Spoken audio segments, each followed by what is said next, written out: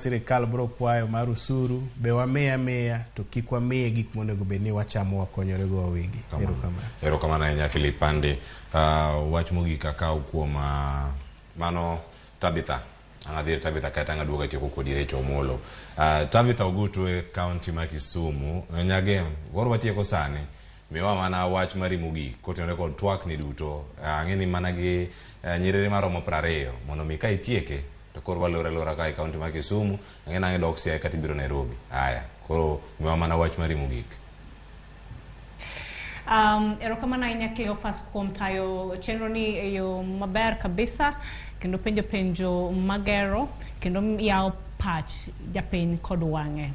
An aparo ni Kenya kae sani waseneno ni wan gi sirkal ma ohero siasa mang'eny moloyo tich, to adwaro ni wan kata sirkende wa makor miere kuondegi the county government wal penjo mondo wabedie gi jok mabende wayudo service delivery maber. Sani counties mang'eny dhi lor nikech county national government sani pok omiyo counties mang'eny pesa Kenya kaendi.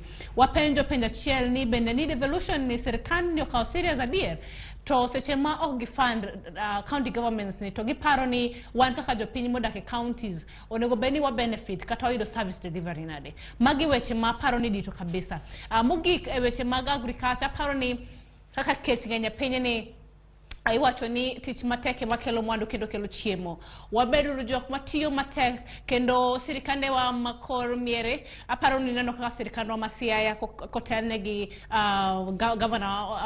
governor wa Orengo no temo ne jopur kabisa bo ayudo support in terms of inputs mag puothe. To wadwaro ni mondo wa ne mang'eny kamano mondo wakonyuru jopiny kaka sirkal mondo wagere uru wayuduru pesa wayuduru chiembo kwa elo nikech agriculture to kaki wacho ga pile my backbone mar economy wat kendo mae food basket marwa. Koro onego invest pesa mang'eny ahinya e agriculture kendo wakonyuru jopur mondo wariemboru kech mogo touch e miere